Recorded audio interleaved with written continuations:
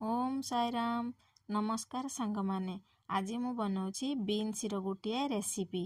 प्रथमे बीन्स को भल भाव धोई छोट छोट पीस करी काटी नेली। तापरे कढ़ाई रे तेल गरम करी फुटण अदा रसुण कटा पियाज कंचा लंका देई भल भाव फ्राए करी नेली। आपण माने चाहिए भी अदा रसुण रो छेचा मसला मध्य देई पारिबे। तापरे एथिरे बीन्स को देई लूण हलदी देली भल भावरे मिक्स करिनेली। पुणी सिझिबा पाई कभर करिनेली।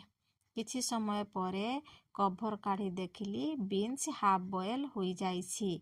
एही समय रे एथिरे काटी रखिथिबा टमाटो को देई मिक्स करिनेली। पुणी सिझिबा पाई कभर करिनेली। किछि समय परे कभर को खोली देखिली बीन्स आउ टमाटो भल भावरे सिझी जाइछि। तेणु टमाटो को बीन्स सहित भल भावरे मिक्स करिनेली।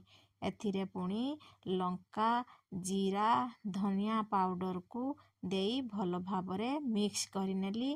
पुणी गरम मसाला किछि काटी रखिथिबा धनिया पत्र को देई मिक्स करिनेली। रेडी होई गला बीन्स सब्जी। आपण माने थरे मो प्रोसेस रे बीन्स सब्जी बनाई देखंतु।